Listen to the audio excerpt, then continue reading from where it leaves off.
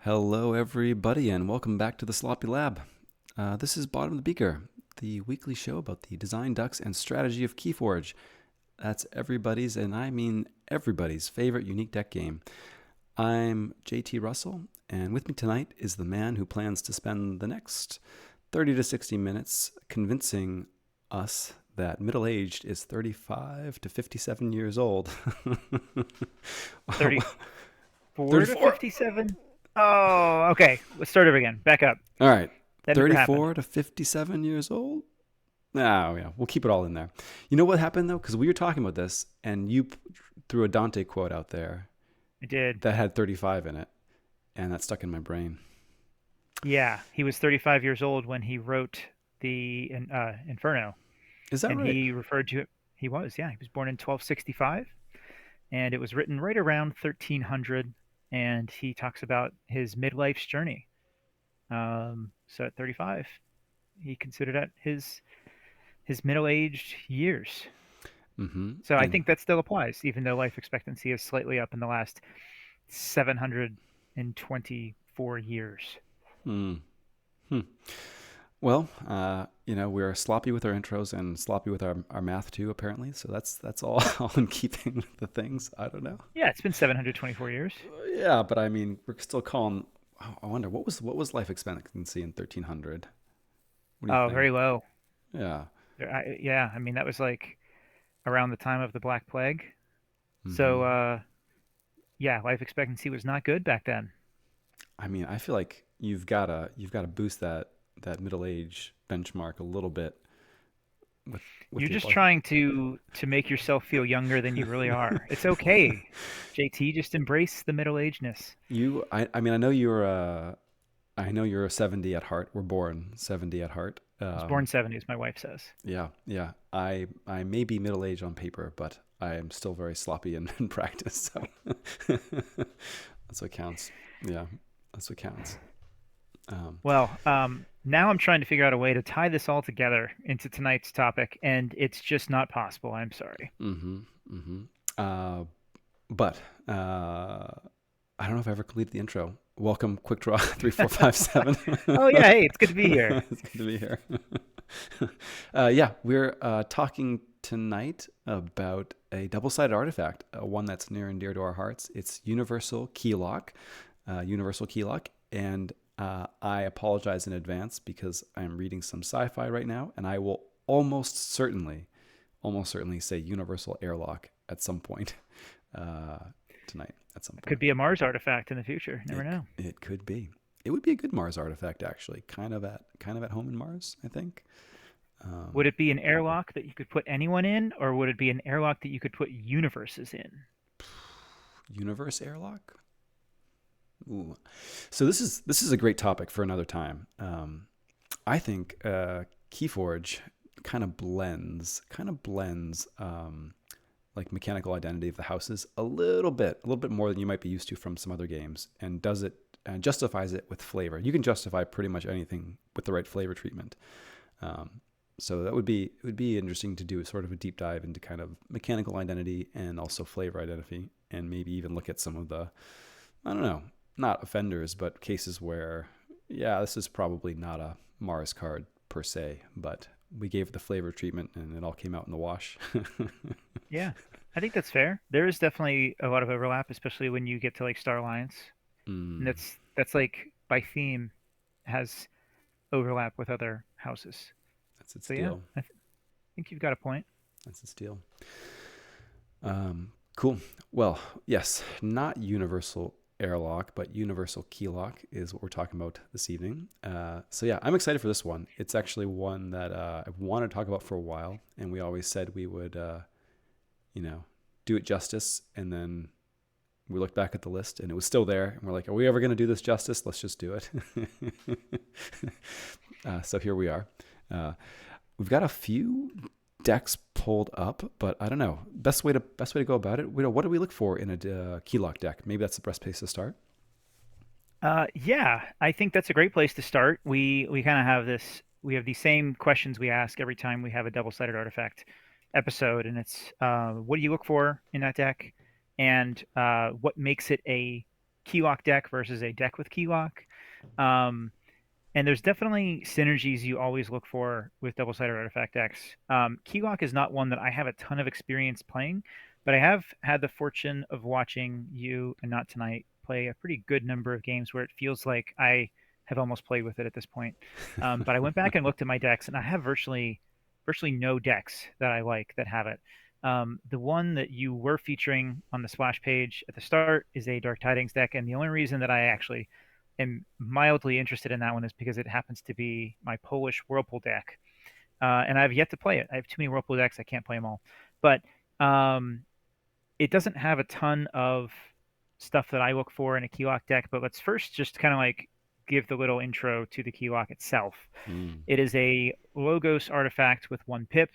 It's an item. Keys cost +3. After a player forges a key, destroy Universal Keylock. It appears in Worlds Collide, Mass Mutation, Dark Tidings, and in the Vault Master set. If you recognize that set's existence, it's there. Came along in Worlds Collide, and I think it came at a time when there was some decent synergies with it. Cutthroat Research, we were just talking about a minute ago before we came on, is a good one. It gives you a little bit of value for that can actually take them off check with it. So that's pretty cool. Anything that I think really impacts scaling Amber, or in a way that impacts their Amber when they're above 6, I think is a good one. TMTP is one that's pretty obvious as well. I feel like we talk about TMTP every episode. It combos so well with like everything. But I would say it wouldn't be an episode of Bot on the Beaker, and we wouldn't be on Sloppy Lab Work if we didn't give a shout out to Autoencoder here. I was like, how does Because this relate to Rector? Where is this going? yeah, no, maybe I don't know. Maybe Rector had I don't know. Does Rector has a cutthroat? There we go. As We've cutthroat, tied it in. 2 cutthroats even, I think. Yeah. Maybe. But always be card discarding. Autoencoder is kind of a sneaky good card with Keylock, because there's a lot of times you play the Keylock and you don't want to be the one to pop it. You don't want to pay 9, and neither does your opponent. You lose that value, that tempo, and so what better way to make sure you don't than to kind of defer that value to the future with an autoencoder. So I think that's one that's like not a super obvious combo like Cutthroat or TMTP might be, that still gives a lot of good value, I think, with it. Yeah, the combo potential of this is very interesting, and it turns on. I mean, speaking of mechanical identities, right? Logos is a house that doesn't typically allow you to take someone off check outside of key cost increasers like Eddie or Keylock, as it were. And you have the odd thing like information exchange and some fight effects here and there with the drones, but Cutthroat Research, a card that I love, but is not very good to typically at taking somebody off of a check. So it's that bittersweet. Yeah, I stole 2, but you get to still forge. So it puts you in that range. Though it's a very funky card with Keylock, right? Because I may take you off of check only to put myself into a position to forge for 9. And is that even a good thing that I want to be doing? Is questionable. That's a good point. Yeah. So, like, what is a situation where you're fine forging for 9 with Keylock out? Is there ever a situation? That's a great question. The answer is yes. I'm thinking about what it is, though. I'm dancing right now. No, usually I'm okay forging for 9 if I'm going to follow it up with a graft or some such like that. I'm remembering of one notable game with Aslan versus one of JDG's mass mutation decks, Danielle. I'm not sure how to pronounce it. An Italian one, I think. Daniela, I think I want to say it's. He says it's Italian, but I think it might be Portuguese. It could be. I only know the name, and then it's always English on TCO to me, so I'm not much help there between Portuguese and Italian, at least as far as the title of this one goes.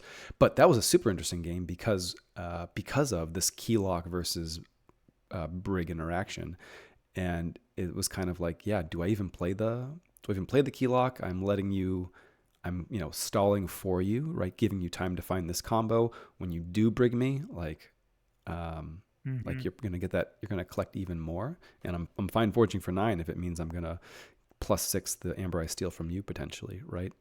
True. Yeah. Dataforge Stream has the correct answer in the chat, and the correct answer is when you forge key 3, you are perfectly fine paying 9 for it. Mm-hmm. Yeah, for greatness at any cost, and key three at any cost as well, for sure.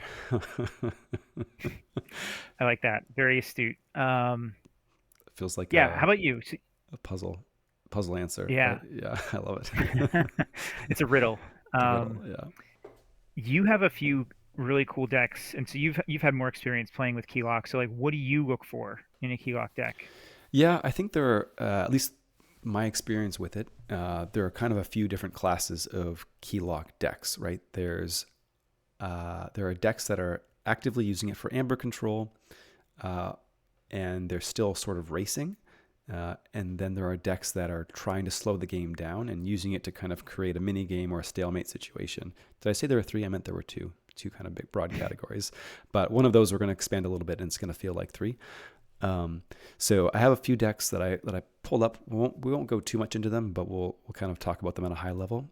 One is not really a Keylock deck, but does have Keylock in it and uses it to great effect. So I wouldn't say that it's a card that the deck revolves around, but the deck makes great use of it. And every time I see our teammate Not Tonight playing this deck, I'm always impressed at the value she gets out of Keylock with this deck. So the deck is Miłosz Macho, Skazeniek, Nomitu. I don't know. You want to try? You want to give that one a try? Not at all. You did much better than I could. I don't know anything about Polish pronunciations, but it feels like you did pretty good there. I feel good about the Miłosz. I'm not sure about the Macho. I know the SZ is more of a sh sort of a sound, but yeah. The second two words, we'll have to go to the judges, I guess. But this is very much a racing deck. It can go wide on the board. 26 expected amber, 17 pips, only 3.7 amber control. And actually, the universal Keylock is the first line under the amber control tooltip index of Keyforge when you hover over that setting. So when your list of amber control options starts with universal Keylock, you're probably not a deck that's doing a great job controlling amber. But this deck often does a great job at putting itself in a position to forge a key and then immediately dropping that Keylock to make you be on the back foot, dealing with that +3 amber control boost, because it can race so well, right? So if you can race, you can put yourself into a position where you're able to forge a key and then follow it up with a Keylock, hopefully without losing much tempo in the process, right? Like, you don't want to be really chaining yourself necessarily with the Keylock. And when you are in a position with this deck and have to play it maybe outside of that 1-2 punch scenario, right? That setup and payoff, as it were. It also has these very handy 3 reclaim by natures, so it can get sort of a small tempo boost, and then immediately blow it up, purge it when it's ready to go for a big burst. So yeah, very, very impressed with how the deck makes use of the Keylock. It's a deck that races. It's a deck that doesn't want to slow down its amper reduction, right? It's trying to forge keys. It's not going to stop you very effectively, right? It doesn't have tons of tools to control your amber or your keys, so it can't really afford to wait there and let you kind of make your monies while it sets up. Generally speaking, right? It does have lots of creatures, so if you're going to give it time to set up, like it can get going on the board. But yeah, this is very much a deck that's gonna race hard, and hope to not stumble over the Keylock itself, or wait for you to take a lot of time worrying about whether or not you're going to forge through it. Which I think is kind of maybe even a little unique in the world of Keylock decks, as it were. It might be, but you're speaking my language now, because you're talking about rush decks playing this card, and it really rings a bell for me, because when I think about a number of decks that I enjoy playing, rush decks, like, it's so important to get that first key for various reasons. And so, like, we've talked about Kanben is a deck I have that's an AoA rush deck with the Sting. If you get that first key and then you drop the Sting, it feels like you're getting tons of extra value. If you are playing Milosh here and you forge that first key and then you play the Keylock, and it just gives you a ton of extra tempo. And so I do feel like it's a great card in a rush deck. Another card that this kind of reminds me of in a weird way is Closed Door Negotiation, because if you can forge a key when you have the closed door in hand, you get even more value out of it. And so I think if you're looking at your own Keylock decks, consider looking not at like a grind deck necessarily, but a rush deck, and think about how you can use it there. I think that's a very relatable way to look at this card. Yeah. Yeah, if you can race to that key, that initial key first, get out ahead, and then throw the man. What's the Mario Kart? Throw a mushroom in their path as they're going for their key. Let's see here. If you're in getting the first key, it means you finish the first lap, so you're in first. Might be more like dropping a banana Banana. peel, I was I'd gonna say say. banana. That was my. Damn. Yeah, That was my thing. yeah. What? You should have went with banana. That's what I'm gonna go with here. Dropping the banana. So yeah, dropping a banana in their path. Yeah, yeah, totally. And very similar interaction with Brig combo, right? Getting that first key, getting out ahead by one key is huge. Because I'm kind of now needing to let you forge for myself to make progress. At least if I'm relying on the combo. So there's a huge tempo boost to being able to bank a key before I start. Before I start throwing down these effects. Man, now I'm just like, oh, blue shell, green shell. I don't know. I need the Well, experts. everyone knows in first place, when you're in first place in Mario Kart, you're not getting a blue shell because they are only go to the back. You're not getting the lightning bolt. Mm-hmm. You're not getting. I've never seen the ink from first place. I don't think that happens. Hmm. And the ink is only in the newer games as well. You could get a green shell, but I feel like if you get a green shell, you're pretty lucky.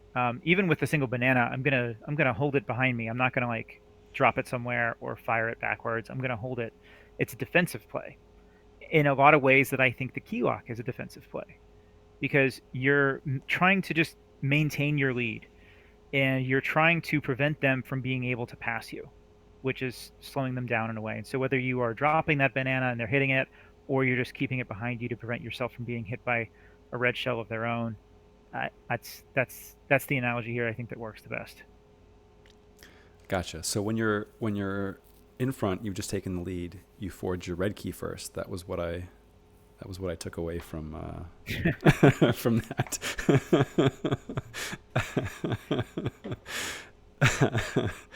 Yeah, Yeah, I need to actually play Mario Kart at some point. I don't know if I've you ever. really do. I It's a fantastic game. We played at KFC with B Hawk and Vargas and a few other guys there. Miggy and Yeah, Isawa. We all played some Mario Kart that night. You missed out. I'm sure I've like played Mario Kart, but never like actually gone. Mario Kart is the Bostonian version of Mario Kart. You're pretty close to Boston Slipped in geographically. there. I can forgive you. So Mama Russell, who her parents were Sicilian, right? But she grew up in Boston, as did my father. So there was a decent amount of dropped R's in our household growing up. Yeah. So Mario Kart could be a thing that we get into at some point. I don't know. But yeah, I've played it once or twice, I'm sure, but never like really gotten into it. Yeah. Well, next Vault Tour, we're bringing a Switch, bringing some controllers. There will be a Mario Kart party. There you go. Book it. Yeah, and folks in the chat saying that they're into it, and yeah, Data Forge. Ooh, kids getting into it. Yeah, my kids are like just getting to. I think my oldest is like almost to the point where we could play Keyforge. Almost definitely an adventure, but definitely starting to enjoy like getting very curious about video games. Going to be really fun. And I was absolutely wasting a lot of time playing video. Well, not wasted. I was spending a No, lot of definitely not time wasted. playing video games at her age. So I played a ton of video games as a kid, yeah, and tons. they have been instrumental to my problem solving and other kind of creative thinking. This is a little bit of a tangent, but I don't know. We have some related topics on our backlog, so we'll explore it for a second more. But I forget who I was talking to. Might have been a friend of my wife, but we're like, yeah, what did you do during the summer when you were a kid? I was like, well, I'm pretty sure there was at least 2 or 3 summers where I just sat down and played GoldenEye start to finish over and over until the summer was over. I've done that a lot. I was Yeah, a pro at GoldenEye, I man, must say. is a gem in the halls of history for video games. What can I say? Um, yeah. Anyway, the old universal keylock, as it were. Data Forge stream trying to get us back on track here. Trying, doing glorious work. Yeah, universal keylock correctly. Um, yeah, I think Miwosh is actually pretty unique in terms and with respect to the decks that I've seen. Uh, Hang on, taking a brief. Yeah, I'm trying to figure out how to ban people too. We got some bot spam. I haven't opened up the moderation panel in uh, months, so I'm gonna leave this one to you. I think. Yeah, I'll And get it in a is second. is Fudgenator a mod? Fudgenator's like a master mod on There we go. Twitch. I mean, There we go. But yeah, so I think Miwosh is actually somewhat unique among the Keylock decks that I've seen. I haven't seen too many real rush decks that will play the card. And it does cheat a little bit with the triple Reclaim by Nature, so it can clear it out of its own way. You don't slip over your own banana, as it were. And it does also have a decent board presence that it can put out. So if it finds itself in a situation where the other deck is not creating heavy amber pressure from hand to test its own amber control, then it can build a board. But yeah, rush deck that will play out that keylock and get lots of value out of it. It's very cool to see. So that's sort of one category, which I think is a little bit more unicorny on the unicorn scale of decks, as it were, in this unique deck game, extra unique, but is a thing to look out for. The other two are a little bit more traditional. I Murphy the Precinct Shielder is one that I'm sure not forget to include in the show notes, but I think is a little bit more of what you expect to see from a deck that calls itself a Keylock deck. Lots more key cost increasers and ways to punish you for being high on amber, right? So this is a Worlds Collide deck with triple Eddy to go alongside Keylock. You also got Crassosaurus for mass capture and an exile, right? So the game plan here is, or at least that screams of a game plan of, tempt them into higher and higher amber totals. If they must forge, the eddies will additionally tax them, so they're making some very expensive keys. And the kind of real kicker here is you are setting up a crushing combo with the Crassosaurus and Exile, right? A 20 amber swing, as it were. And you don't really mind just waiting for that to come together, right? You've got a lot of other tools to take control of the board, some big duders to fight around, and if they want to just wait, like, you're okay with that. So this is sort of in the class of Keylock decks that are like, I'm just fine waiting. And if we wait, that's cool. Eventually, I'm going to have a stranglehold holding the board, and if I need to forge through, fine. And I will have the tools to combat your counterpunch when the Keylock goes away, right? So I'll drop that Eddy. I'll follow with the Crassosaur. Even if I forge at 9, you're not getting a retail key. Mm-hmm. Yeah, I think as the opponent, if your opponent's dropping a Keylock, you also want to figure out, like, what's their game plan? Like, what are they trying to do with this? A deck like this would obviously be trying to set up the Crassosaurus, so it does provide that, like, that extra synergy to enable the Crassosaurus, because not every deck can pull off a Crassosaurus Exile, but the ones that can, they can be pretty devastating. And so I think as the opponent, you really want to, sometimes you just want to plow through the Keylock and just say, like, all right, it's fine, I'm going to pay extra for this, but I can't afford to wait. I can't afford to sit back and let them set up what they're trying to do for their big payoff.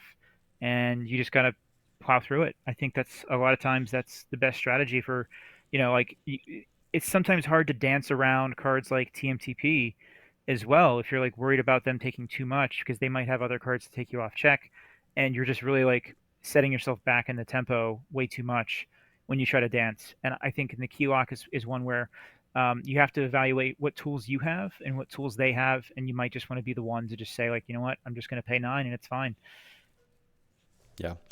Yeah, I think that's absolutely right. And one of the reasons why I love these double-sided artifact discussions is it's not just about the artifact itself, but I think when you take a symmetric effect and you ask, what do I want to see with it?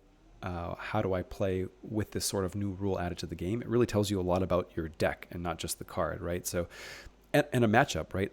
With this new constraint or with this new effect in play, that's completely symmetric. Like, what does that mean for this matchup? And Keylock is really asking you to say, like, all right, but no, for real, which one of us is rushing here, and which one of us has this long-term inevitability on their side? And when you look at a deck like I Murphy, it's unlikely that the inevitability is going to be on your side, right? If the game goes long, this deck is probably going to take over, and losing 3, paying an extra 3 tax is almost certainly worth getting out in front of a Crassosaurus Exile, right? Yeah. Yeah, for sure. This one, it doesn't have a ton of creature control that would take care of the Crassosaurus. It looks like it would Mm-hmm. really need to either get lucky on a crazy killing machine or just fight it off. So, that's another thing you might want to look for. I mean, that's kind of specific to this deck, but Yeah. Yeah. I do see that it's difficult for this one to take out the Crassosaurus. But it's still a big swing. Like that is still setting them back, um, slowing down their game plan, uh, giving yourself more time to get set up, and maybe at that point after you exile, at that point you're totally fine paying 9, because as soon as you kill that grass, you got another key waiting for you anyway. Yep. Yeah. Yeah. No, and you're right. The deck does sometimes. The trick with this deck, in particular, is figuring out how to kill that Crassosaurus, or you just treat it as 10 crushed amber, and that's fine too. Um, Hmm. but yeah, nice old Pompatus for Centurions to come in swinging hard. That's Is true. nice. Is nice too. Good Um, point. yeah, but it's a cool deck. It's a very fun deck, and does make good use of Keylock as well as the other key cost increasers in there. And I think, yeah, it sort of exemplifies what this additional rule can mean for a deck, and how you play into it. You'd love to see another a cutthroat or two, but can't have it all. Can't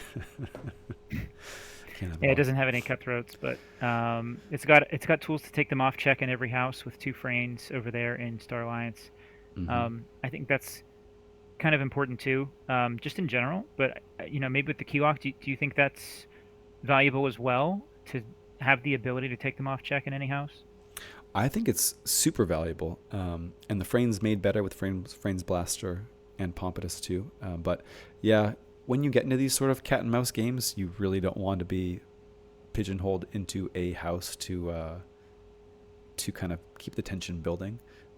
So an extra steal here or an extra capture there can go a long way, especially if they're trying not to get too high for Crassosaurus to get full value.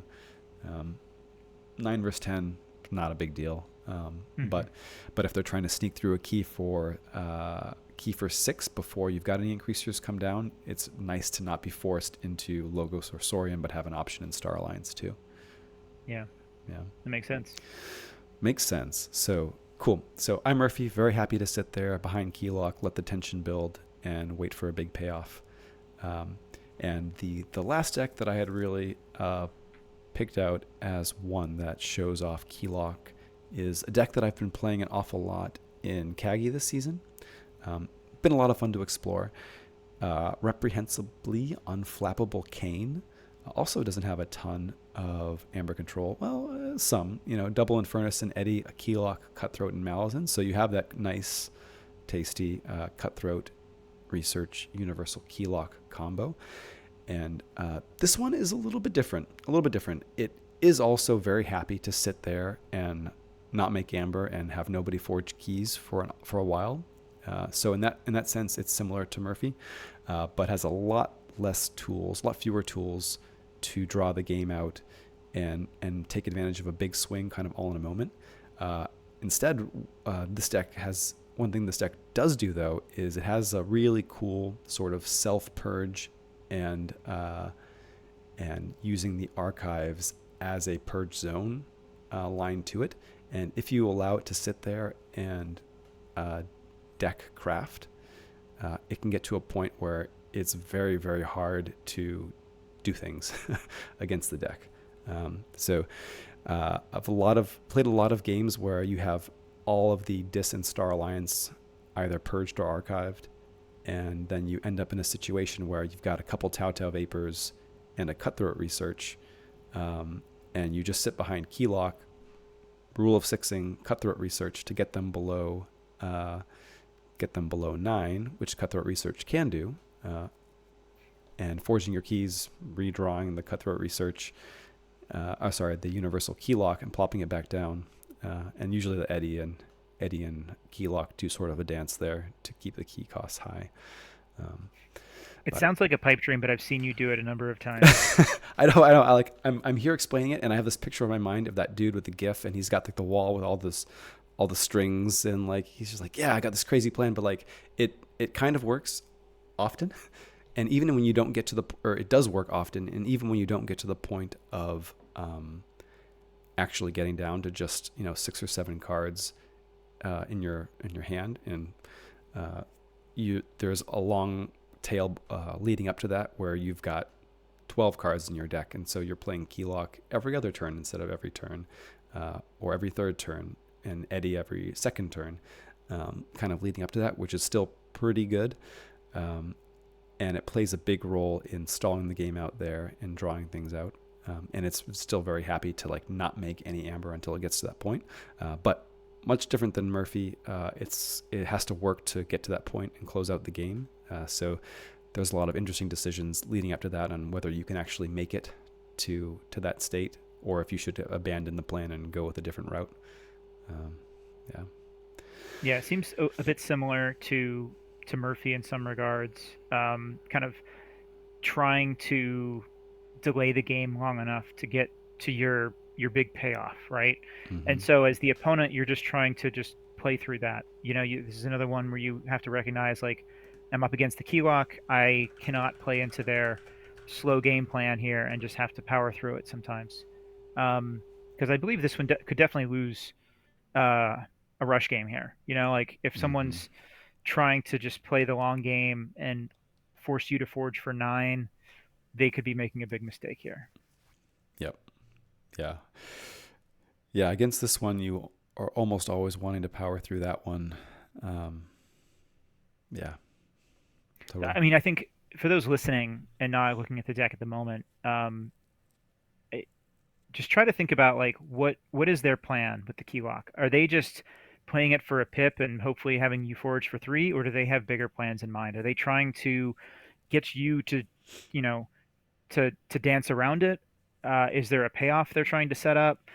All kinds of things that you should think about when you see it. A lot of decks, though, are just going to be decks with a Keylock in it, and you maybe you can afford to like use it to your own advantage by setting up your own payoff in that regard. But try to look at the deck you're playing against to see if they can take advantage of it more than you can, just like you would with any double-sided artifact. Like Ultimate Device is going to be a discard in a lot of games.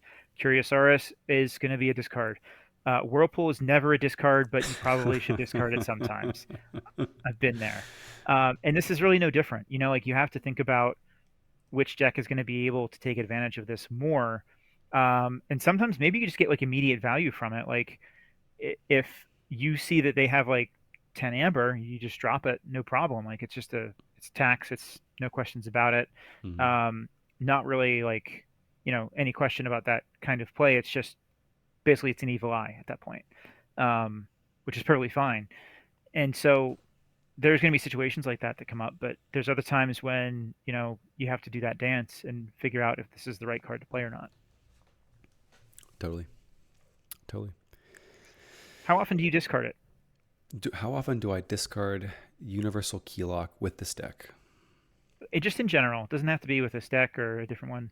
Like, what situations would you encounter in a game where you have a Keylock in hand and you're like, I'm just going to discard this, not going to play it?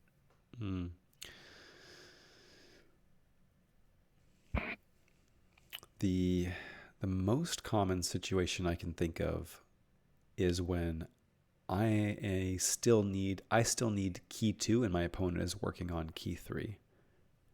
For sure. Yeah. Outside of that, I mean, or I'm behind on keys generally. I think you could probably defend still playing it when your opponent is on working on key 2 and you need to forge key 1. But yeah, definitely if they're working on key 3 and you need to forge key 2, it's more likely a discard. Um, yeah, outside of That kind very of plays into yeah the idea that this is a good card in a rush deck, because if you're behind, it becomes a much weaker card. yeah yeah yeah. It's a little bit win more in that scenario, I guess, but um,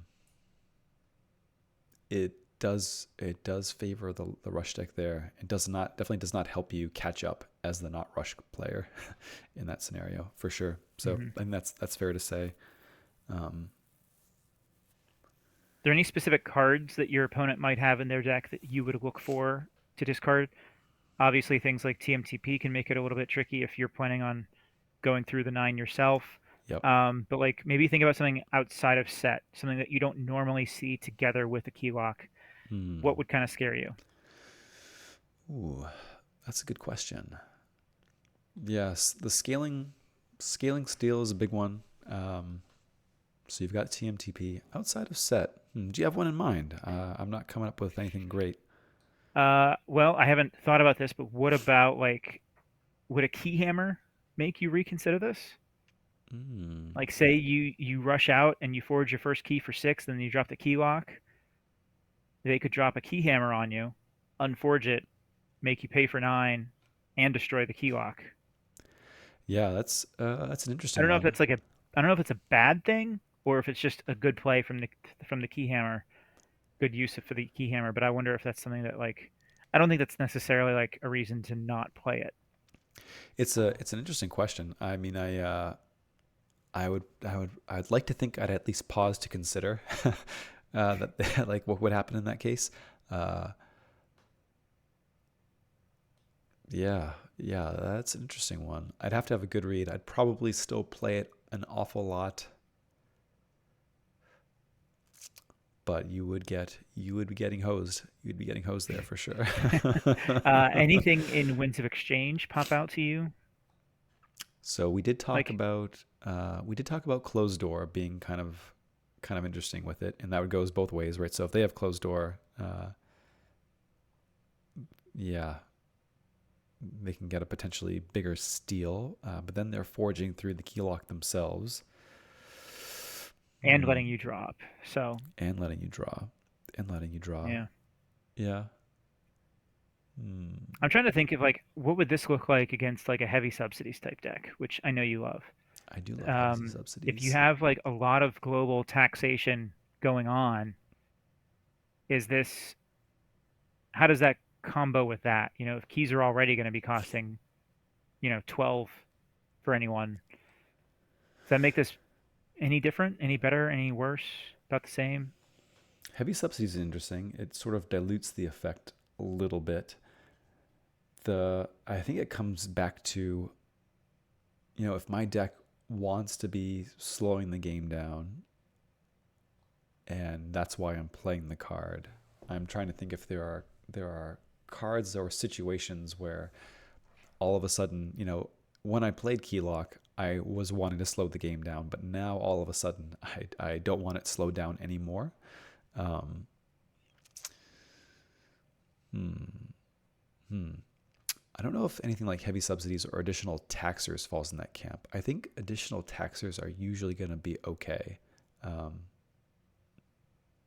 yeah, that's a great question. I don't know if I have a great answer there though. Hmm.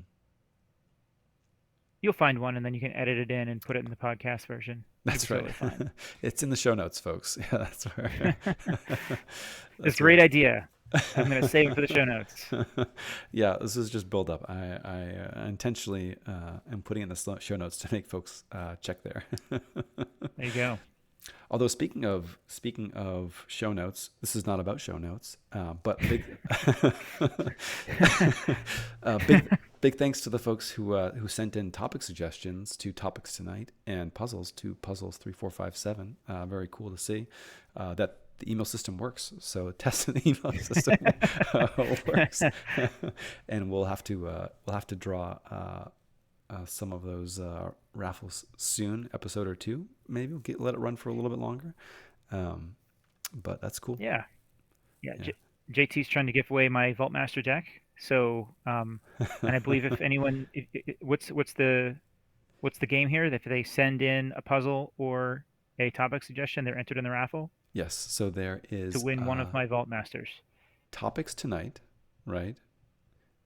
At sloppylabwork.com or puzzles 3457 at sloppylabwork.com or this is a really bad idea at sloppylabwork.com. Any of those gets you an entry to win one of QuickDraw's Vaultmaster 23 decks. Yeah. And we'll pull that drawing sometime in January, maybe. Sometime in January. Sometime in January. Yeah, we'll leave it open a little longer. Got some cool ones already. Yeah. Saw those. Saw those come in Data Forge stream. Thank you muchly indeed. Thank you muchly indeed. Excellent. Yeah. Couple other suggested questions here for the interactions. Hmm. First scroll, super interesting card. We haven't talked about that one yet, have we? I think that might be on our list of double-sided artifacts. It It's is. it's probably on our So list. We haven't done a ton it of is. Saurian actually, have we? Because you were tallying up Um, the houses I that we've was done. just tallying. We Yeah, did Curiosaurus, obviously. awesome. Um, and that is the only Saurian double-sided artifact we've done so far. So, yeah, the Mm. first scroll is super interesting. So I guess there are decks that could have the first scroll and Keylock. That's a two rare cross house combo, so probably not going to encounter it very often. That's Um, interesting. I, I do love the first scroll. I think obviously with the first scroll, if I can find the first scroll to read it for some people real quick. It is a Saurian artifact that comes in Dark Tidings. It's another item. After a player forges a key, each creature they control captures one from its own side. So with the key lock out, you have less amber when you forge to capture if you're the one paying 9 for it. However, if they're paying like 8 plus for it as like the second person to forge after the key lock's been destroyed, then it gets a little bit more value. Mm. Um, Man, this is gonna be a fun episode when we do the first scroll. It's it's a card that I had high hopes for when DT was first spoiled, Yeah. and I was not able to really find something I loved with it. Haven't been able to take advantage of it yet. Um, so Data for Stream, I'm gonna punt the answer on that one to the first scroll episode. But you did also ask about Brig, and so JT, you were talking about Brig and how it interacts with the key lock for you already. Hmm. You can't get Brig. Actually, you can get Brig in a key lock deck now with Vault Masters. With Vault Masters, you can, and you also will. You can run into situations where your opponent plays a key lock and you're playing Brig, like we were mentioning before. Sure. So it's worth understanding the interaction. Yeah, and that really does come down to gaming out what happens post Brig. The Keylock Amber almost doesn't matter a ton, to be honest, because you're talking about really big totals. But yeah, the tempo and can matter an awful lot, though. Um, yeah, I think I probably am not playing Keylock into Brig, uh, unless I have a good reason to. I just did a search. There are 5 decks in existence with Keylock and Brig. 3 of them are Vault Master. 1 is Unchained in a super cool Unchained deck that has Brig and Time Traveler and Infomancer and Keylock. Very cool deck. And the 5th one is a Worlds Collide deck with a Legacy Binate Rupture and an Interdimensional Graft. Oh, is that the Rise deck, or is that was it Blinking Lines deck? It Um, was an ABR guy's this deck. is no, this is the Chinese deck. It's Oh, not owned by either of them. interesting. The Brigadier General Rise, I think, has a really cool Worlds Collide deck with that features Brig with a Legacy I've Binary seen a Rupture. few. Yeah, I've Yeah. seen a few Worlds Collide Brig decks. It's pretty cool. Mm. In fact, while we're on the topic of Brig, I actually have a Vault Master Brig deck. There's no key lock in it, but I'm really I'm just now realizing the power of having Brig in a deck with actual good cards, as opposed to most of what comes in AOA, and it's pretty remarkable. I Yeah. have a couple of other Brig decks from AOA, and they're usually just like, I got some capturing here. I can like try to increase the chances of pulling off the Brig, but for the most part, you're like fighting against the rest of the deck to, pull off the Brig and win that way. But when you get Brig in a Vault Master deck, it's actually just really powerful to have that surrounded by a lot of other potentially very good cards. Hmm. Hmm. Yeah, I don't have it in a Vault Master deck, but in Aslan, it's quite good. Largely because of all the other pips. You're playing kind of as a rush deck that happens to have a gnarly combo in there too. Um, Yeah. yeah. So very very cool. Oh, had a question too from the chat here, asking about with Kane, does Keylock become Eddie food? Yeah, or Inverness food. Yeah, it's a good question. I'm often sad if it gets purged by my opponent's Infernuses, and I'm very much loath to purge it myself. See if I can pull up a screenshot. That's not helpful at all for the folks who are here with audio. But yeah, this is kind of the setup that you're hoping to get at the end with key lockdown, both Tau Tau Vapors in hand with Cutthroat, and a big ol' archives for your Eddy to back up your key 2 if you have to forge it through Keylock. But yeah, once your draw pile and discard pile are empty, the 2 Tau Taus let you redraw into the Cutthroats and Keylocks to keep your opponent from forging. And if you need some Tau Tau fodder, you can always pull the archives and get back up to a 6-card archive that turn, 7 with Eddy too. So it's pretty spicy when it gets to that point, though. It does take some work. Yeah. Well, cool. Good stuff. Well, does that mean we're gonna see this Vault Master Keylock deck when we play our game, or are we seeing the Whirlpool deck? Probably the Whirlpool deck. Oh, it's gonna be the Whirlpool. No, the one that I have, the Vault Master, is not a Keylock deck. It is a Brig deck. Just the Brig deck. Right. Gotcha. Yeah. There is a 104 SAS Vault Master deck out there with triple Eddy and Brig and Val Jericho, and it is owned by none other than Dick Rowland. So I saw that deck before. Yeah, it was not yeah, opened by Dick Rowland. it was not opened. It No. was not opened by Dick Rowland, but that was actually opened at Philly. That one was opened at Philly, if I remember right, on the Philly Vault Tour, and I feel like all of the good ones are open in Philly. Well, it was one of the first decks where people looked at it and said, "Oh goodness, this is going to be bad. These decks are really strong." And I think this one also falls into the category of very highly rated decks that maybe don't have much creature control. Yeah. I mean, I don't think it needs it though. It has a Grand Alliance Council and it's got 2 Lost in the Woods. And it's a rush deck. It's got 19 pips, 31 expected amber. It's got a Val Jericho to house cheat.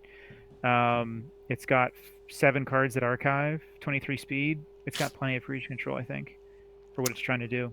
Sounds pretty spicy. Yeah. So no, you won't see that from me tonight. That's not my deck. Okay. All right. All right. Well, do you think we have time for a quick $1 billion plan, $5 blunder before we head on to our game? If you have a blunder to share, then yes, we always have time for it. I do. This one came from actually an NKFL match 2 weeks ago, a week and a half ago.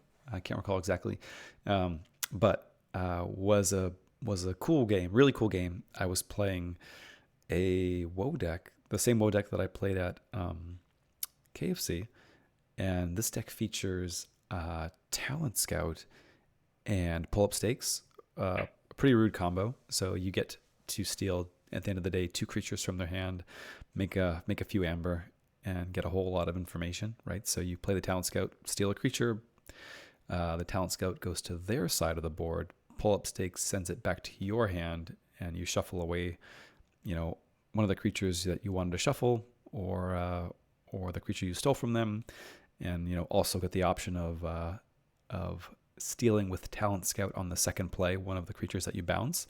It's really cool, very rude combo. And my opponent was working on their second key, so they had one key in. I was pushing for my third key, and was very worried about a too much to protect and Urchin combo from them, right? So I had a lot of Amber. I'm like, all right, they're going to team TP me and then play Urchin, and then I'm gonna be in real tough shape because they've also got this key charge looming too. So if they take me off check on the next turn, I'm done for. This was sort of my thinking. So I play this Talent Scout, see the Urchin. I'm like, great, got it, awesome. Then all they've got is this TMTP, and I'm still gonna forge, so no big deal. So I steal the Urchin. It comes in to my side. I shuffle it away with pull-up stakes, and then I take a Witch of the Eye as the second card, and I'm like, okay, great, got it. And immediately have the sinking feeling where I realized my mistake, because they also, of course, had a Speed Sigil in play, right? So their next turn was Nature's Call to bounce the Witch, make a whole boatload of Amber with their Dust Pixies and Hunting Witches coming from archives, and got to key charge, play the Witch first, ready to reclaim the key charge and forge 2 keys that turn. And of course, if I had stopped to think for a moment and stolen the Witch first instead of second, it would have safely gotten shuffled away. So cost me the game, and probably 2 keys. No, just 1 key. 1 key, but a game there. So maybe end up being a critical game for the standings too. So it was quite a blunder. I have a couple decks with Talent Scout and Pull-Up Stakes. Like you said, it's an amazing combo. And it is a little bit tricky to think about like the order, because you're thinking like, I'm going to steal 2 creatures. That's all, no big deal. It's fine. But the order of them definitely matters. And I can see that being a tricky one to navigate, especially that situation. I think I was watching that game, and there's a lot of variables there, especially with knowing that they had a massive archive full of Untamed as well. Mm-hmm. Mm-hmm. Yeah.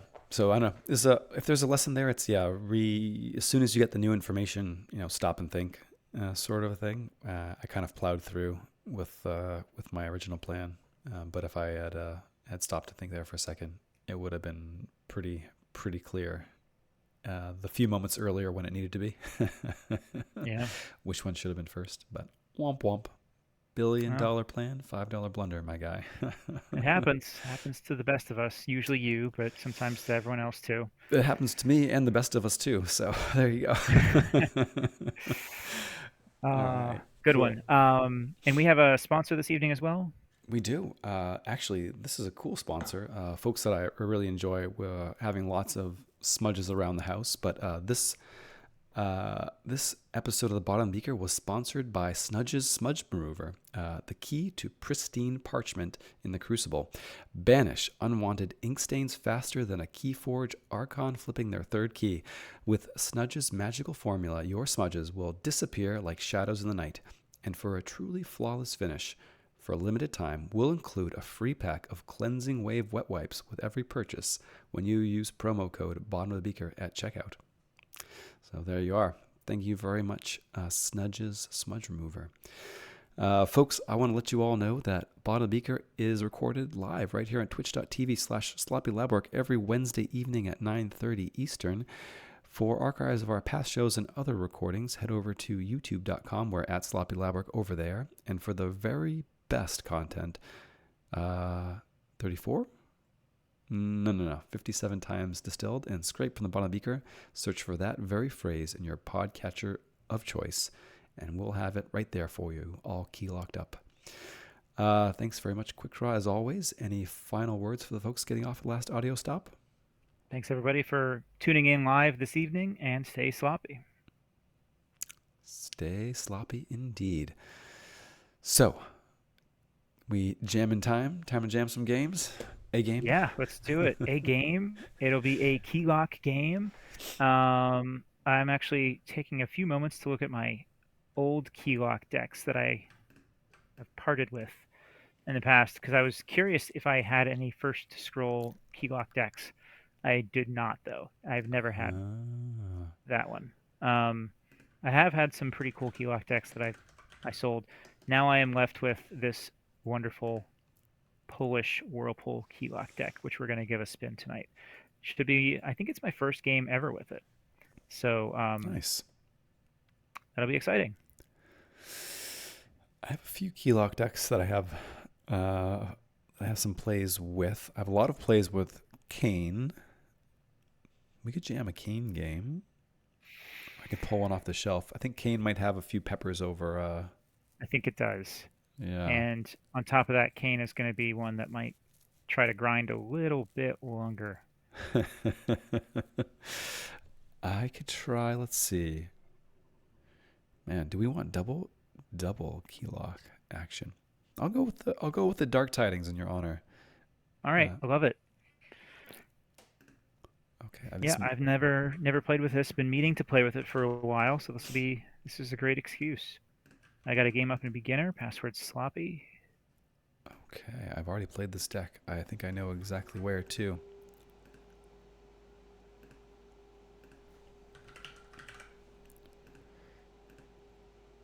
All right, let's see. 100% win rate. This one can't go wrong. Boom. All right. Good luck. Have fun. Let's see Good what luck. we're up Have against fun. here. Oh, we got a Polish DT matchup here. Yeah, Polish DT I love Showdown. it. I love it. And you've got another double-sided artifact of your own here with the Mechabui. Mm-hmm, mm-hmm. Very cool one. I like this one. Got Whirlpool, Keylock, double Biome Discovery, double Captain Val Jericho. Let's go. Yeah. Gonna send that one Let's back. see. We'll see. Checking your captures here. It's always the first thing I check for. You don't have a ton of capturing in this one, so there is a decent chance that the Whirlpool comes down. Were you gonna discard it? I would think less of you. I would think less of me too. I guess I should say there's a decent chance that the Whirlpool comes down and I don't regret it. Let's see here. Sorry, I'm doing a little bit of try-harding here in your list, trying to figure out what I'm up against. Um, Toss my deck into the chat too. it is not escaping me that you have very few Tide Raisers in this one. I do indeed have very few Tide Raisers. I do indeed. Well, I'm gonna keep this one. Because it has a Biome Discovery? No, Val. Ugh. Yeah. Let's hope you can't take care of that one too quickly. Um, How do I take care of that one? Gross.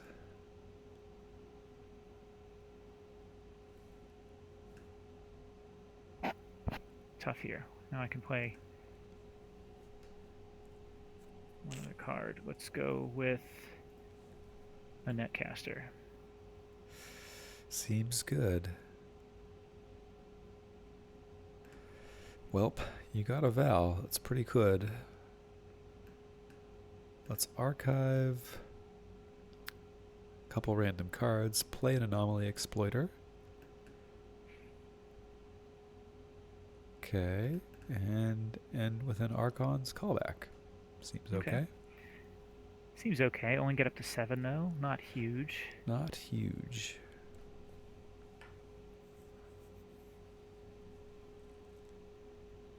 All right. What do you really care about with the Tide? I mean, you do have 2 Maelstroms. That could be coming very soon. So I should maybe think about how many creatures I'm playing here.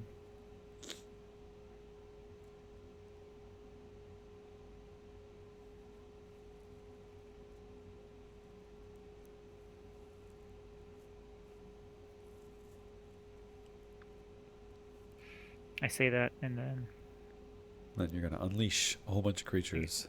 I think I might do a couple.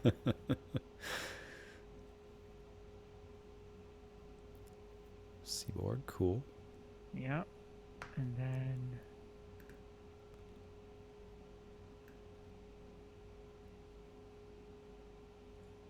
let's skip the tide raised.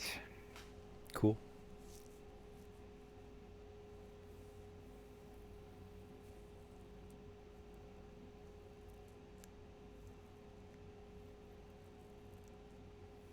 Maybe your maelstroms are stuck on bottom.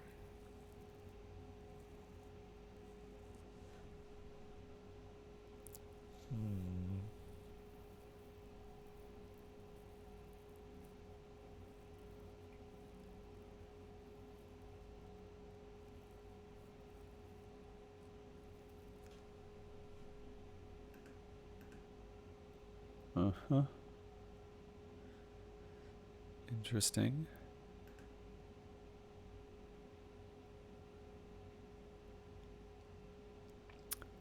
I am a little greedy.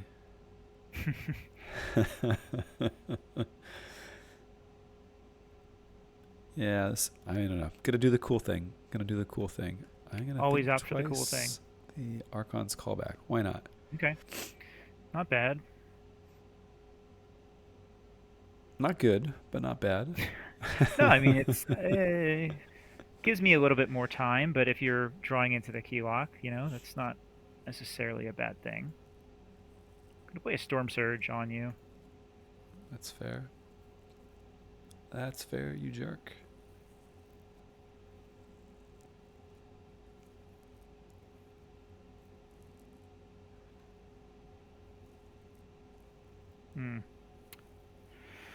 Yeah, I mean, let's just play the creatures, right? Play the creatures. Yeah, I was hoping to tempt you into some creatures.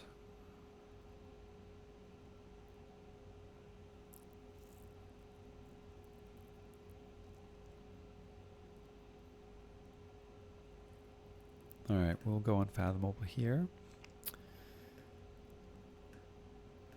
Exhaust the Vow, kill the Vow for a -1 on you. We will Maelstrom. We'll Storm Surge. Play a Horrid Sign-In. And that'll be it. That'll be it.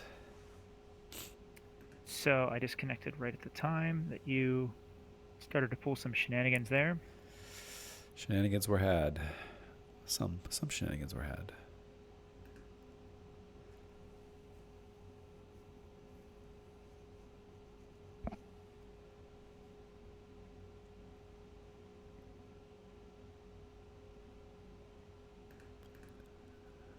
All right, let's just move some cards here with Logos. Oh, give you the tide. What a shame. That's so bad. And I'll take it right back. Cool. All right, so you've got a couple chains from that Maelstrom. You have not shed them because you're still at 6 cards. Yeah. And I don't know how much... I haven't checked how much you actually need the tide. Take that Amber, I suppose. And play a couple One-Eyed Villas. Or I guess it's a Polish deck, One-Eyed Villas. That's fair, touche. They can certainly use the tide. They can.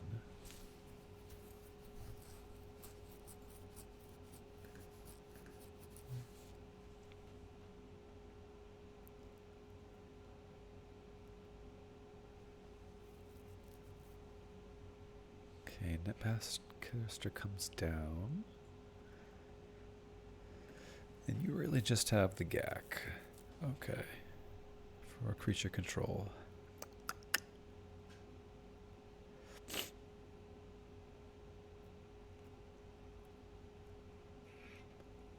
Yeah. I think we go back into shadows here. No on the archives. Some chains. Take some chains. Yeah, we're taking some chains. I love it.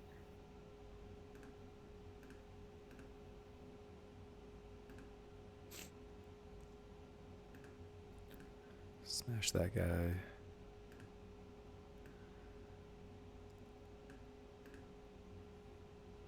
Steel 2. Okay. All right.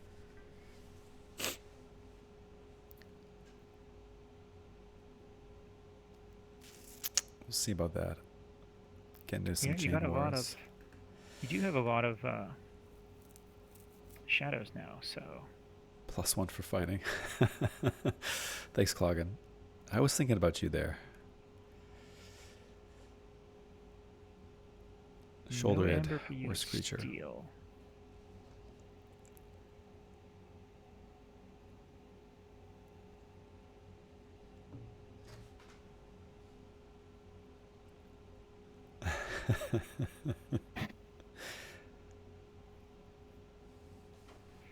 Might be jumping the gun on this one, but There's the GAC. Cool.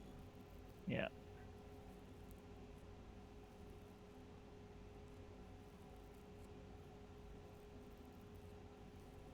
Gonna let you keep a villa, I think.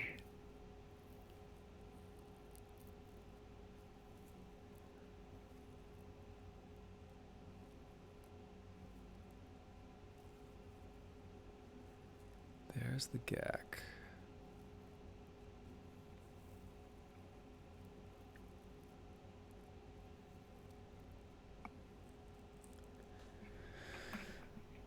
Oh, interesting.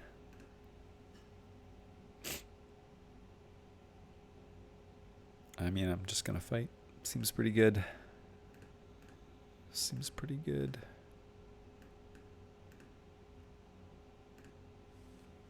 All right. Got a smiling Ruth. Got a smiling Ruth.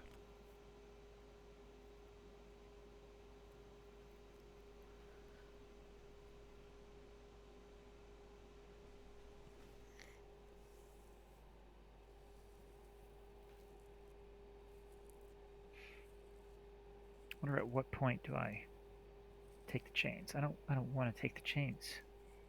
I love winning that battle of like the game of chicken.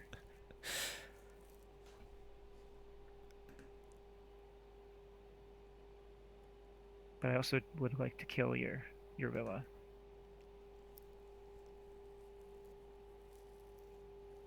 Villa is pretty sweet. We should speak of Villa. Thinking about it because it's featured prominently in my DT hex ad. We'll have to do a DT hex ad off at some point. We really do. That's going to be really good. Ooh, Armadrone. Ugh, gross. Okay. Oof. That's interesting.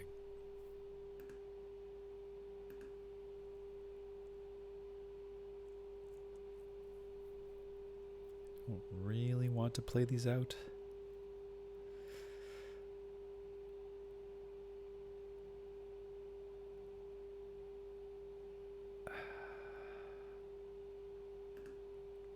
And then you drop the keylock on me. What a jerk. It's coming. I can feel it.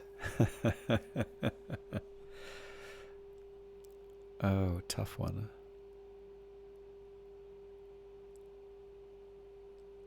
But I think I got to. All right, science it is.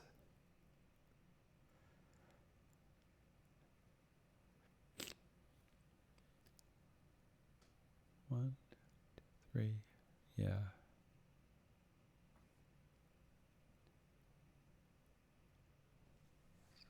11.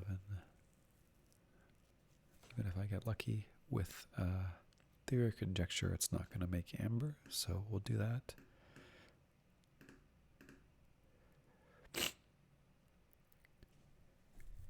Would have just been too short.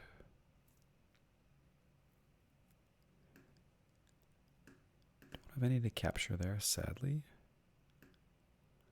Yeah. I forgot that I'm supposed to make some money in this game. Make some money. Interesting. Very interesting.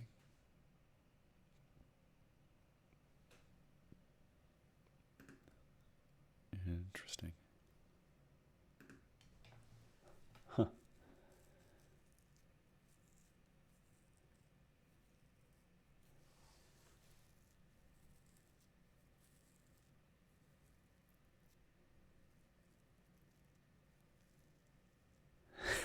All right, going logos here.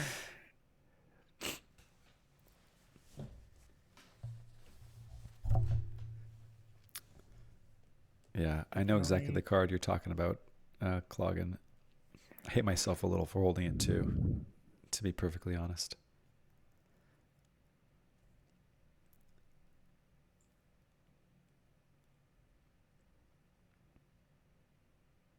Static charge, cool, cool.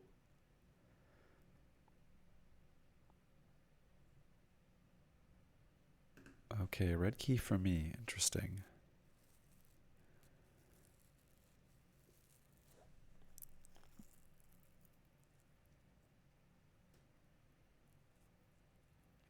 Still not quite.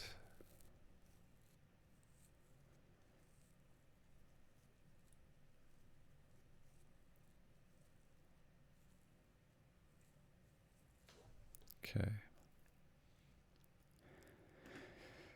Shadows here. Gonna scoop this Seaborg. Kerwallop and It's a good Kerwallop. Mac over there. Yeah.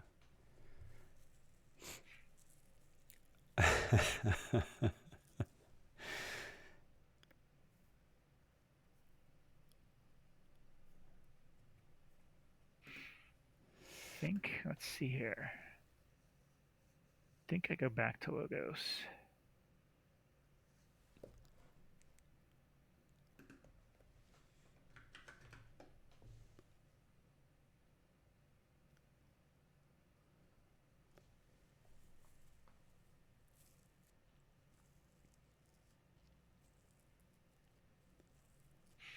Yeah, I think so.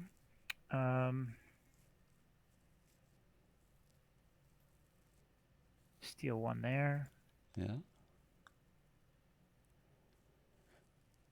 I don't think I needed to fight, but I did.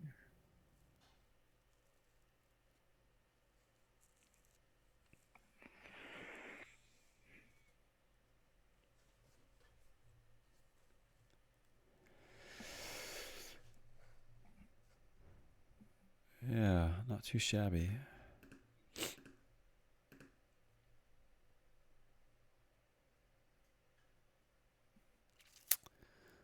Okay, I will not hold it any longer. Cloggin, here it comes. So the other Maelstrom comes down. Kuzel's Chant. Netcaster Sign-In. Mm-hmm. And you are clear to play Val number 2, I suppose. I wish. That'd be really nice. But instead, I'm going to do something a little bit different. Double capture pip whirlpool. I love it. Oh, let's go. Let's go. Let's go indeed. All right, I like it. I like it a lot. We'll not take our archives, but we will, let's see, brain drain you. There's the Keylock. That's cool. Yeah, we'll put the, oh, capture pip on Hawkins too. Ooh, Fadoofa. That's cool. I can get to check Hawkins and Keylock. Keylock with a capture pip too. Ooh, nice. Man.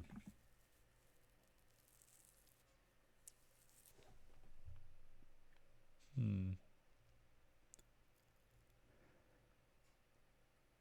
I mean,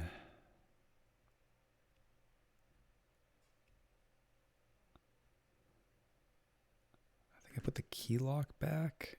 Give you just a worse turn next turn.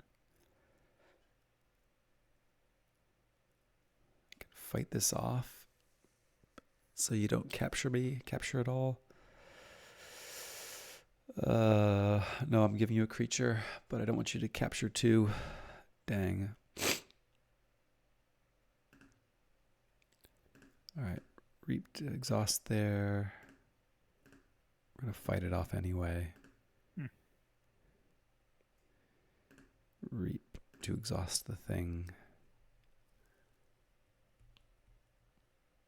Do I care about this? No.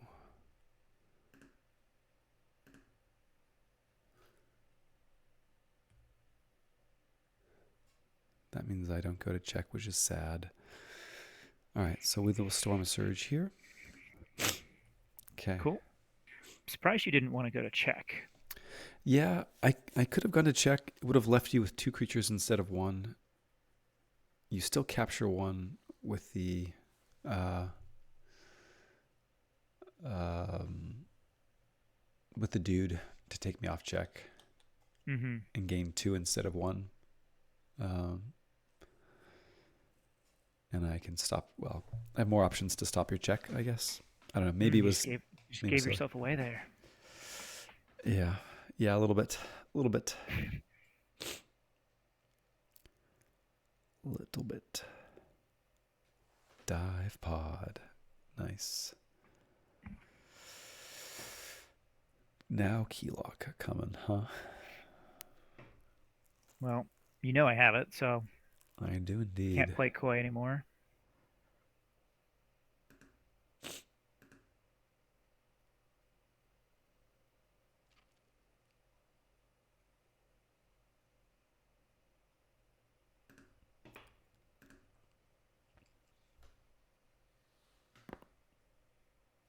Ugh.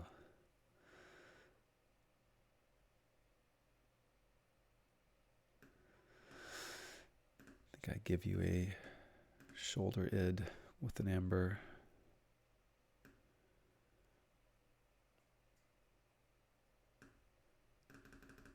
Blow up that dude. Okay, interesting. Really looking forward to using that dive pod. I know. Plans foiled. Plans foiled. Really wish I had my Val. I'm glad you don't. I'm really glad you don't. A lot of good cards left in deck, actually.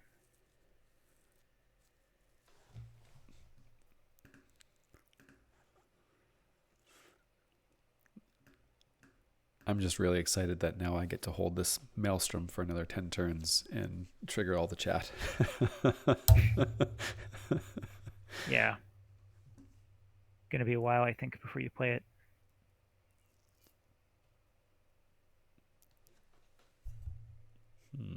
Maybe. It's kind of funny. If you play the Keylock, like I can give you 3 amber with Maelstrom, which is kind of funny. That's true.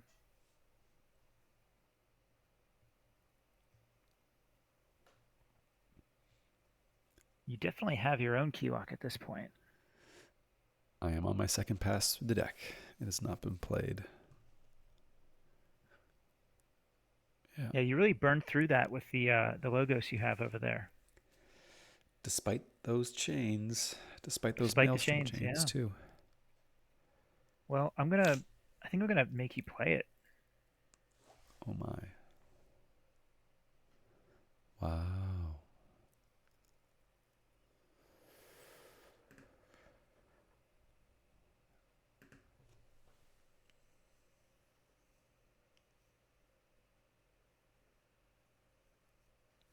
Do I play it?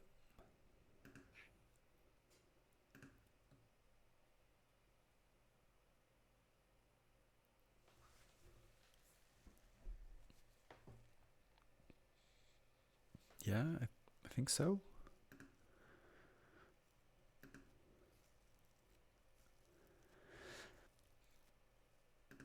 You've already played your Grand Alliance Council. Val number 2's coming. You've played both biome discoveries? No, you haven't. One's purged. I think twice one. Yeah, yeah.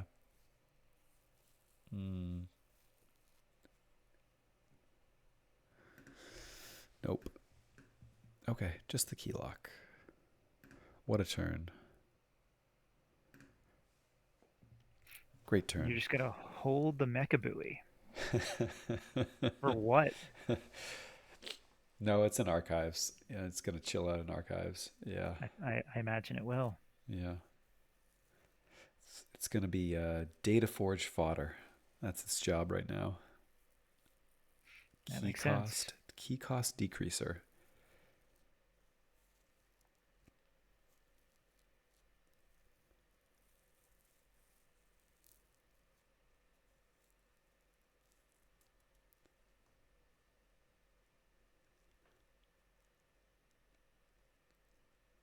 All right, we're gonna go Logos. We are gonna discard my Keylock. Boo, boo this man. You don't boo me so fast because I'm gonna archive it. Nice. All right, stay classy. As Linus would say, you get the Linus Award for that. Stay classy. Do I want to give you back the shoulder id?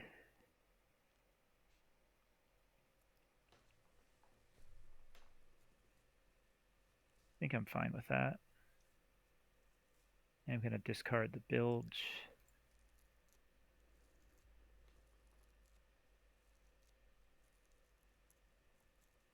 Big Steelheart too. Cool. All right, we go Unfathomable. No on the archives. Storm Surge.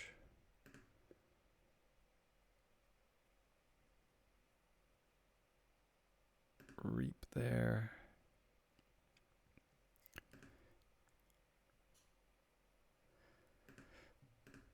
Fight there.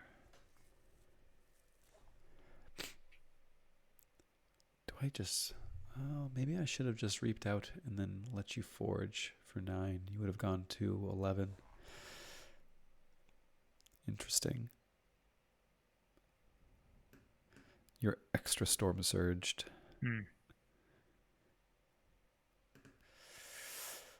Moment of truth.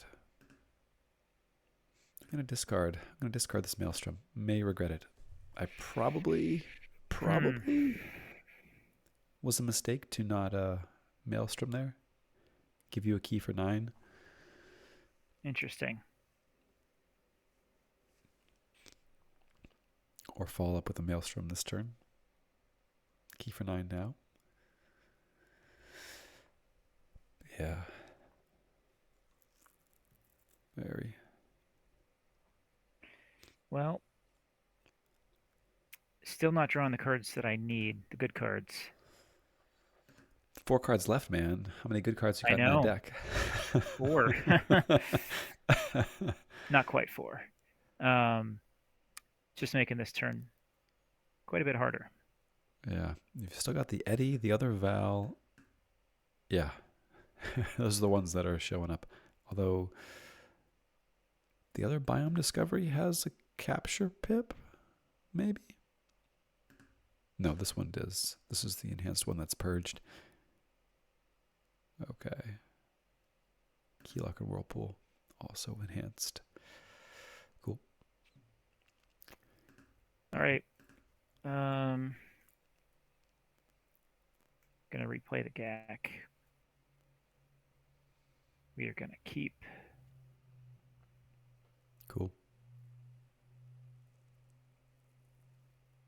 That one. Keep that one. That one. Yeah. Very nice.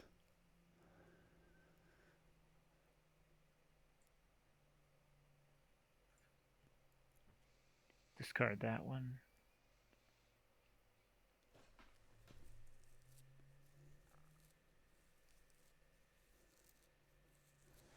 Very nice. All right, we'll go Shadows and unload some stuff. Keylock coming, huh? Very cool. What do I give you? Probably a Shouldered. Seems reasonable.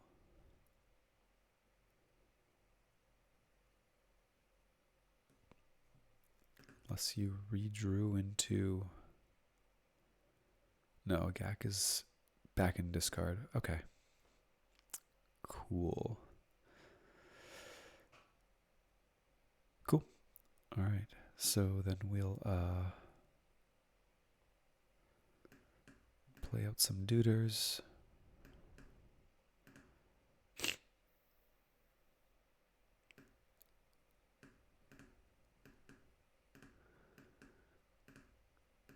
A few duders. Yeah, it's a lot. Give you one there too. Oh, right, I got a key. Key locked key, my guy. And I've got a centered Val. Life's good. Life's not bad.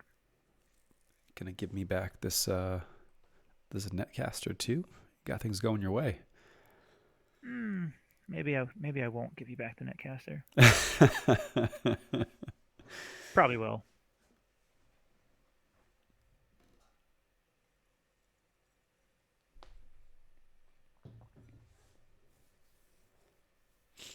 Did not draw the card that I wanted. Still. Still. Got Keylock in hand. What are you digging for? Face? No, face shift's been played. Kaup? Hmm?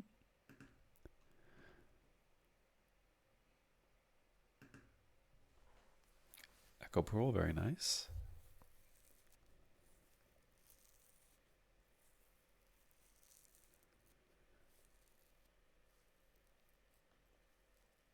Mm-hmm. Exhaust Villa.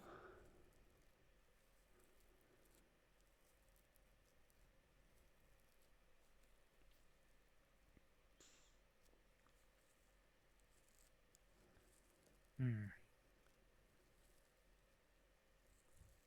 Oh, before I mess anything up, let's play that.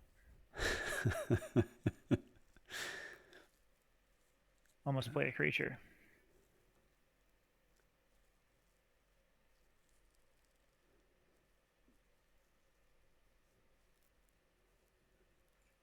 Hmm. I think instead I just won't play any.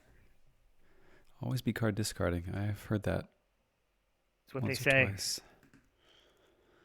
I have heard the kids say it. I have. The kids are not wrong.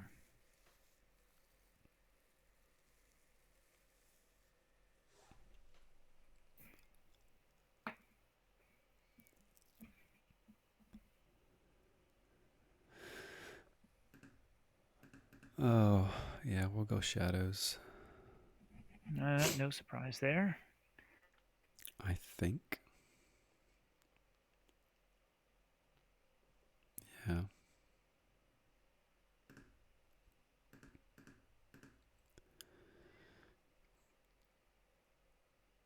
Lame. We're building up to it, B-Hawk. We're building up to it. Setups and payoffs continued, you know? Is the steel worth the chains? It feels like no. Feels like no. All right. Scoop this Val. Smash that Val.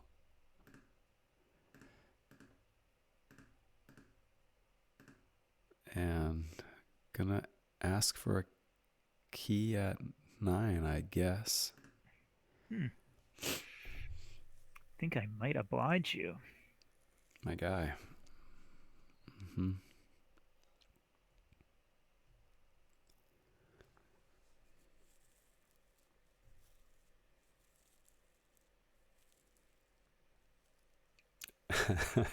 Could have fought. I could have fought. If I took the tide too, I would have even not felt the sting of the shoulder ed. I mean, I could have fought with other things too, even not the good fighty ones. I mean, they're all good fighty ones. I didn't mean it like that, you know.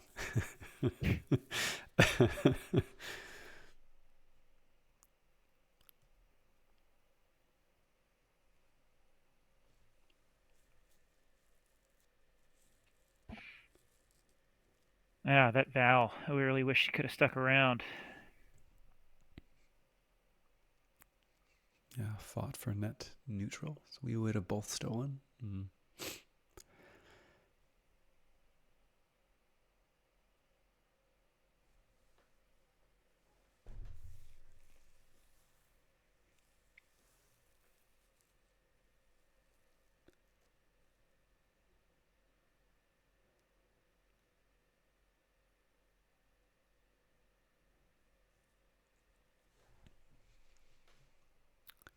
All right, I'm gonna let you keep your shoulder id.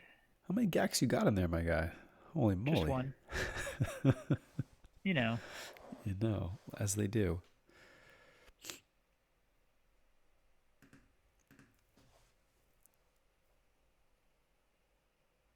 Plays a force field on Seaborg. Cool.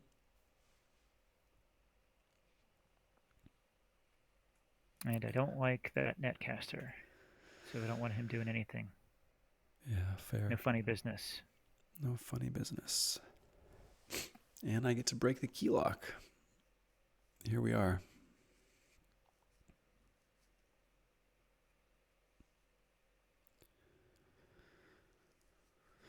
Okay, well, this will be a fun turn, one way or another.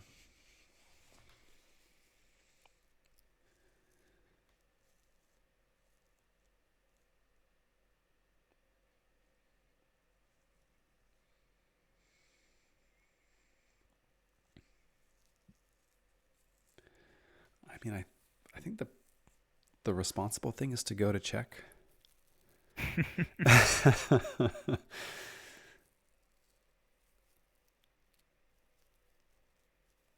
I could also archive 6 cards and then draw 5.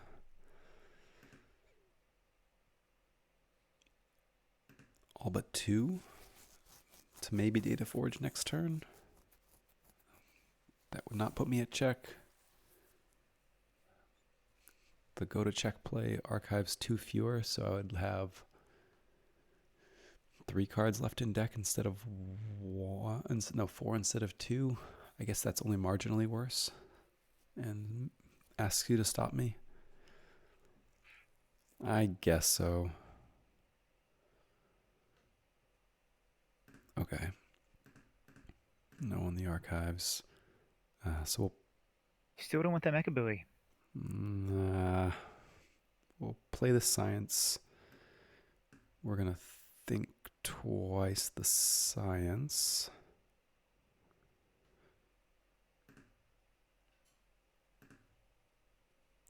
Yeah, ooh, I get extra science there? Yeah, interesting. Could be really greedy and play some things here. But we'll just stop at check, not dig for more actions. Wait, do we dig for more actions? We've got an awful lot of actions in here. Now we're just archiving. We're going to find that data forge. Do it. I don't know. Archive, play top card. Play top card, so tempting. I just want to find that data forge. Let's go for that data forge. Cowardly.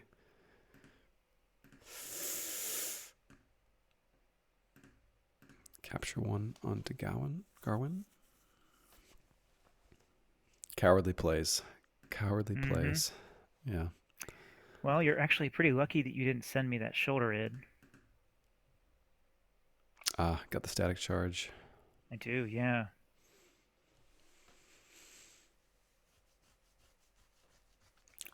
I am appropriately punished for my cowardice.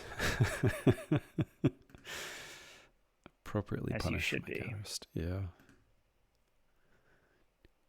All right, we're definitely going logos here. Legit. Let's see here. Man, that these Vals being so shy is killing me. I'd have so many good plays.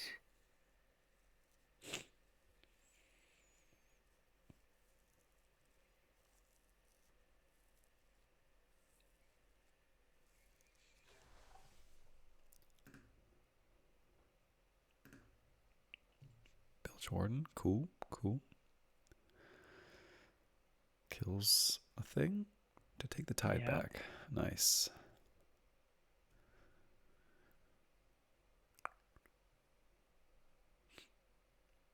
There's Eddie. Cool.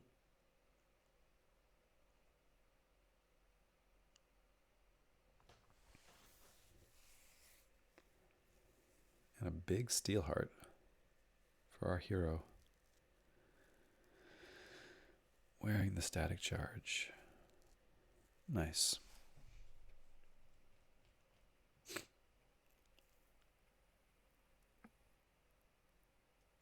Awkward. Very good. All right. I guess we go shadows. I mean, Unfathomable would have worked very nicely, but there's no fun. It's no fun. Yeah, I am drawing poorly this game.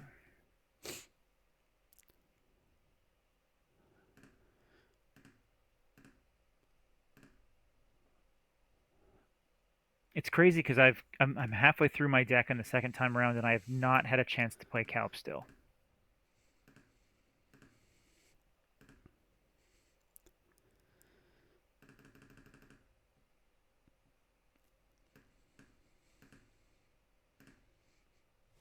Okay. I'll take a key.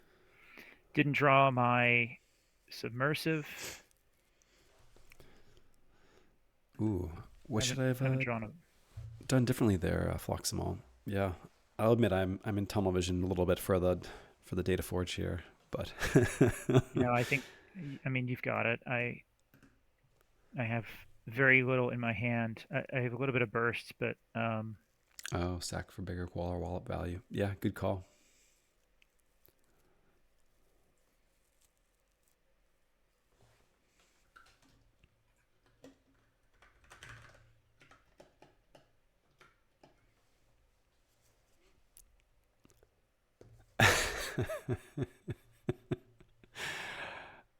Yeah, we're gonna I don't know, put that on a sticker or something. Sack first for bigger core wallet value. I like it. nice Good game. game.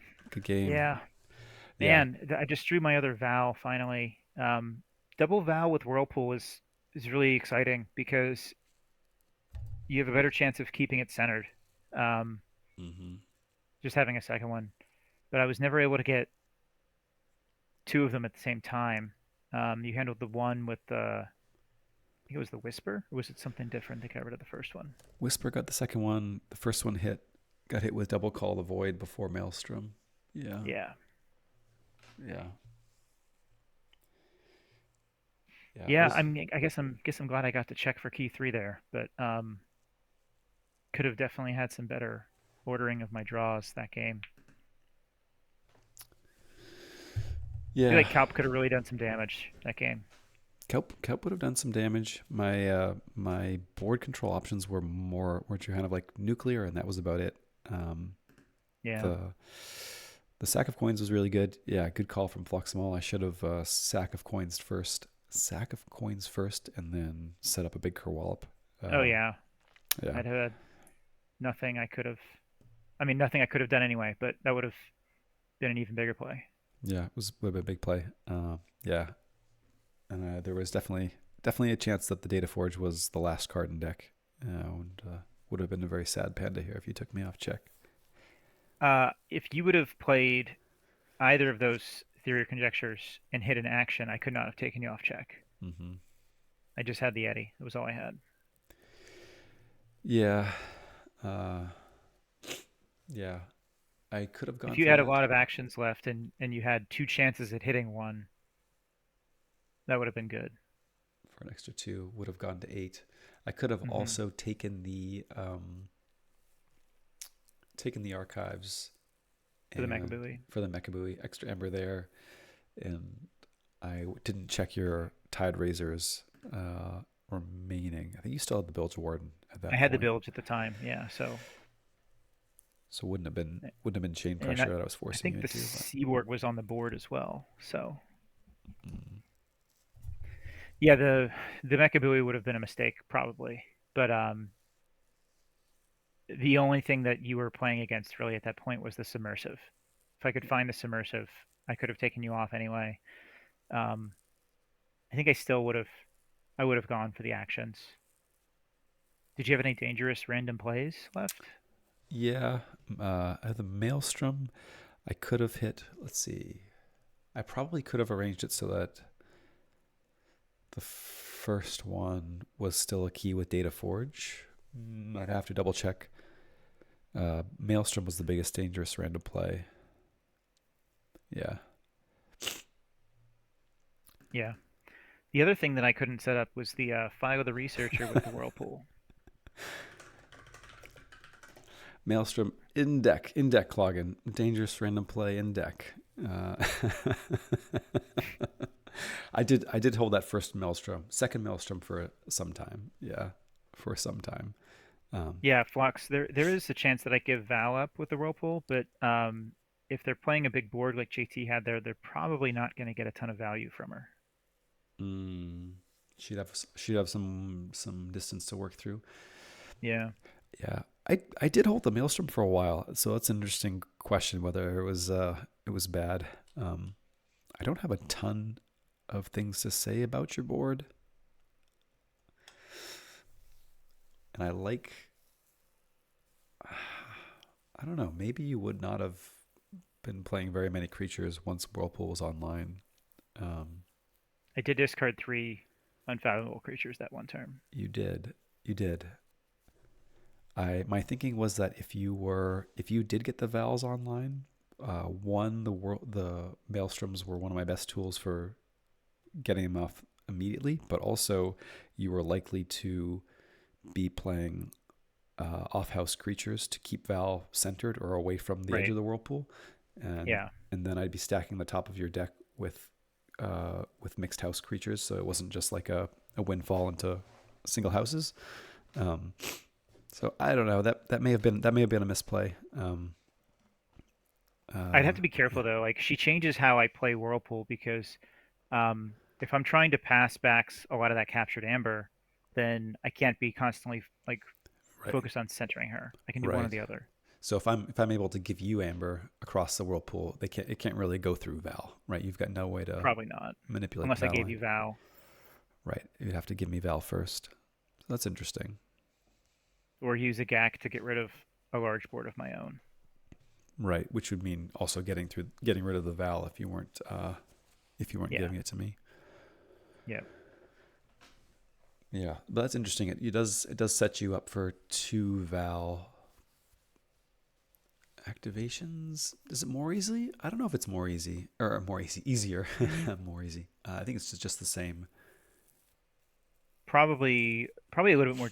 Well, A little more difficult it because you're, it's more difficult to maintain Val with Whirlpool. yeah. Um, Probably a little bit easier to make sure I still have one if I'm playing Whirlpool. I don't know, maybe not. The Mm, Whirlpool doesn't go very well with the Val, but Whirlpool goes well with things like Phyla, with Triska, yep. um, but it's very difficult to play Whirlpool and keep one of your leaders centered. Yeah. Yeah. You have to. I get to attack or destroy down one side of your battle line, plus Whirlpool's eating that side. Yeah, So you're kind of fighting on a couple fronts. Interesting. yeah, Hmm. Hmm. yeah. But I passed back a lot of amber that game, and you have almost no capture in your deck, 2 pips. Two pips. So I was comfortable playing it. And I never drew the vowels anyway, so who cares, right? Yeah, and the captured amber is really interesting with keylocks, right? Because you can send it over, but I can push you into a keylock key with my own board wipes. Yeah. Um, if I was able to redraw the Forgive or Forget, I think I could have had a chance to come back, just to like get back the keylock again. There was a lot of keylock action that game, but if I could have had one more, I think it would have given me a little bit more time. We both forged keylock keys. I I think so. think so. Yeah, interesting.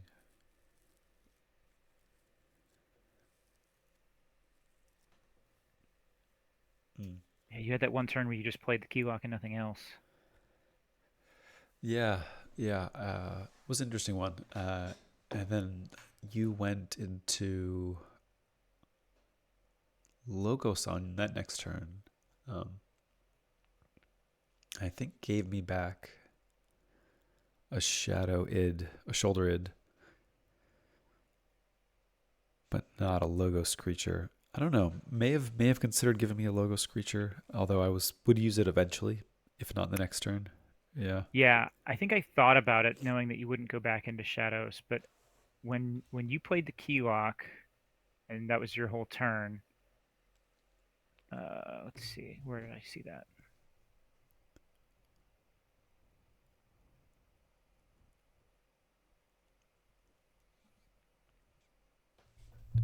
My next turn was Logos as well.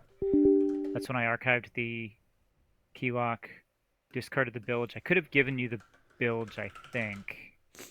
No, I didn't want to. I didn't want to give you shadows. What did I give you? I gave you the Talmage, right? Give me a Or did I Talmage. just? Maybe that was before then. I don't remember. Anyway, um, it was an interesting one. Yeah, it was an interesting one. That was an interesting one. The the Mechabooey unfortunately was not playable. No, it was not. It would No. have been a big mistake to play it. I had some cool plays, possibly with Storm Surge as well. I don't know. Often had both in hand at once, and was Mm, wondering if I was going to try to string them out, yeah, or just I have. don't think it's worth it. I didn't think so, but it was Yeah, at least tempting to consider, especially with a couple Call the Voids potentially coming up. Keeping your stuff locked down is kind of neat, and then to follow it with the yeah. Maelstrom. That yeah, It's a little too cute, I think. a little cutesy. It is a little cutesy, but All right. cool, fun one, good Yep. one, good times. Good game. Um, I'll win another one someday. You know, We have to go back to Alliance. it's the only way I can win, apparently. It's, well, it was literally an illegal alliance, I think, because I had the Scrambler Storm I mean, with at the the library access. At the did time, though, there was like no restrictions. yeah, I was definitely playing. I mean, I was playing a cross set one. We were for context, folks. We were looking back at. We were wondering, well, have we ever talked about Alliance on Bottom Beaker before? And we're like, no, but we played it once, and yeah, but it was very much illegal Alliance builds by today's standards. Yeah. Yeah, Um, if mine, like many Coda alliances, if it just didn't have a Scrambler Storm, it would be legal and it'd be very good. the random scrambler storm. So we'll see. Yeah. I guess we'll see whether if there are any Alliance updates in the forthcoming announcements, and folks will unleash their speculative buying for the next season, perhaps for pods, waiting with bated breath on what's going to be legal and not. Yeah. Yeah, but We'll talk about it someday. we shall see. We shall see. All right. Good game. Good Good game. chat. Thanks everyone for hanging out. Yeah. Thanks, chat. Thanks for hanging out. Indeed. We'll see you around the lab. Good night, everybody.